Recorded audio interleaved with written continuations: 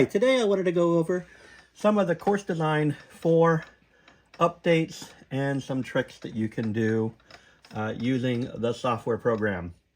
So one of the common questions that we've gotten from some of the newer judges is, how do I know if I'm using the most recent version of Course Design? Well, right up here on the top, if you click Online, the very top one, check for updates, and it will tell you version 4.34, you're running the most current version of, or current release version. So there is also a visit download page for updates and visit design for blog, which the blog information can give you lots of nice things. It's something that they've been doing more recently. And disable automatic version checking. So that's there. So I have the most current version. I've checked it. I'm good. Version, couple things. First of all, the most recent version, if you have it, you'll have this little down here, Course Design 4 information, tells you what version you're on.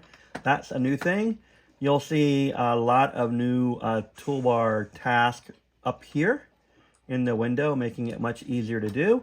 And if you're on CPE, you have your barrels and your hoops for Speedway are on here. So if you were designing for a class or whatever for your club, that information is there. And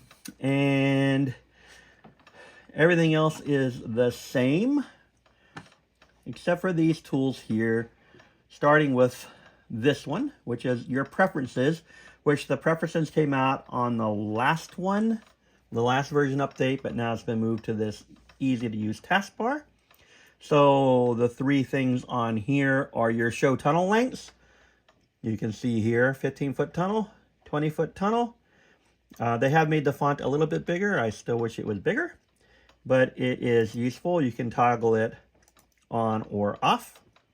I leave it on so that it is easy for everybody to know what size tunnel we're supposed to be using. The next thing that they have is the use lightweight theme.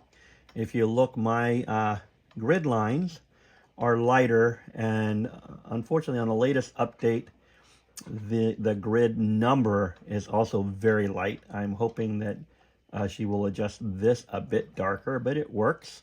And I would be willing to sacrifice these numbers for less dark lines there. So I have that on. So if I didn't have that on, the map would look like your traditional map, like that. With the preference on, it goes back to very, very light. And then the exclude, start, and finish path, which is very useful for us since we're required to have the start and finish bubbles on. And as you know, when you do pass, they tend to grab onto that. We'll talk about that a little bit more in just a second.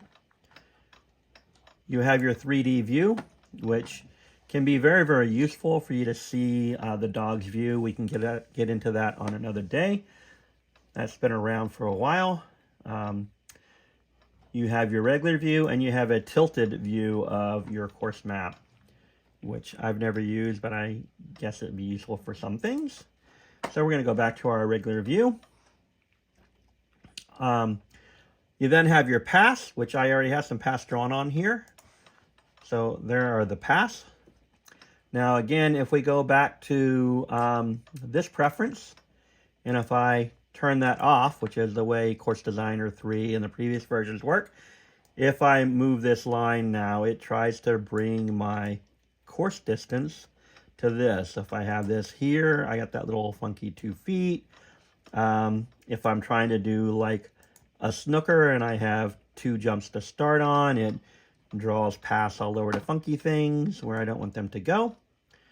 But if I put this where I want it to be, and I turn on that exclude, start, and finish, I can now move this wherever I want without affecting the path line. So there is that. So that's nice to have. All right, so that's the path. The obstacle labels, I can turn them on and off really, really quickly. And which one is this? Hideable text. I don't have any hideable text on my course. I've never used hideable text, but I assume it could be useful in some way, shape, or form.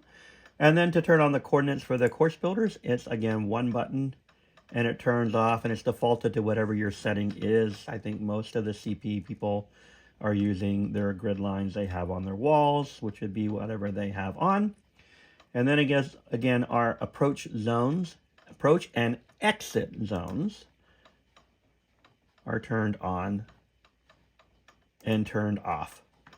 And that's one thing that I would like to talk about, because I've been seeing some courses of late that the approach zones are being followed fairly well, but the exit zone not so much. And it's can be a thing. Let's talk about like a dog walk.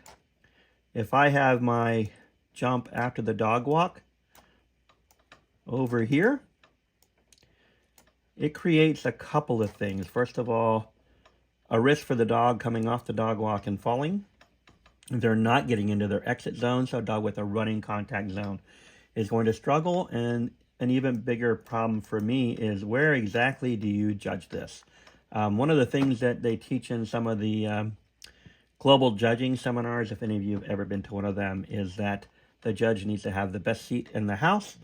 And if the dog is turning into you in this case, where exactly are you going to be to judge that contact that's going to put you in a better position than your ring crew or your crowd that's over here or your scribe that's down here? They're going to see that contact zone better than you. So just be aware of your exit zone and make sure that you're taking your dog through that exit path. Also think about the real dog path, as the path that course designer draws is not necessarily the path that a dog is going to take. So really think about, what is my dog going to do here? They're going to take this jump, they're going to turn.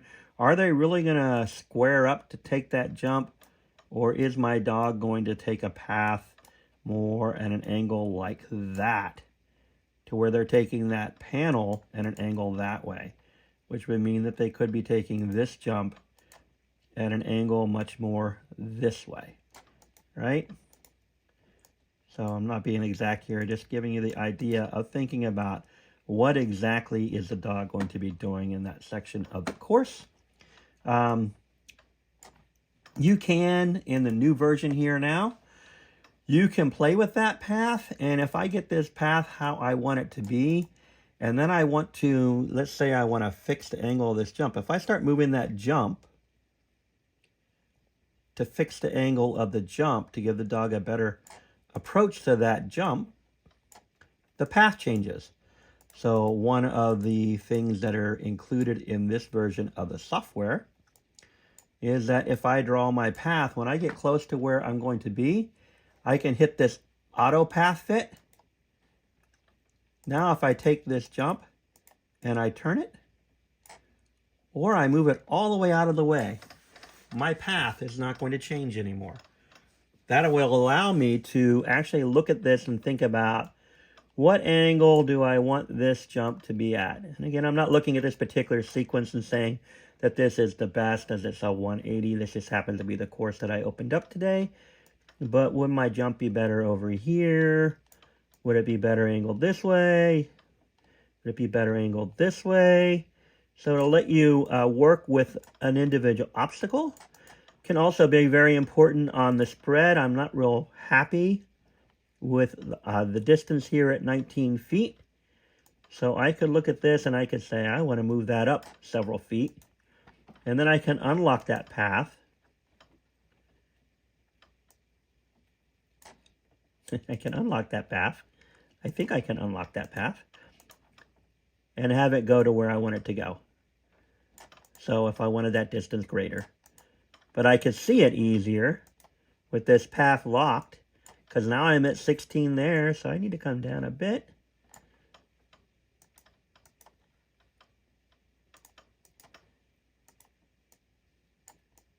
And now my path is set. All right, so that's a path lock. which is kind of nice. Again, if you have a snooker court and you're doing your start jumps and it does happen to keep jumping, you can lock the path while you work with this section and then unlock it at the end or to move on to another section. So that's a neat new tool. The other really, really useful tool is this pin area. This is a building with poles. And as you know, one of the problems with poles is that if I take this part of the course and I want to do something with it, whoops, that moves. Lots of the buildings come with the poles listed as like obstacle label, right? And it might have a P in here or something. And again, if I happen to go in and tell it to delete obstacles, so I want to turn off my obstacle labels, that pole is going to disappear. But if I draw it as an unusable area, and I can make it much closer to the actual size of the pole,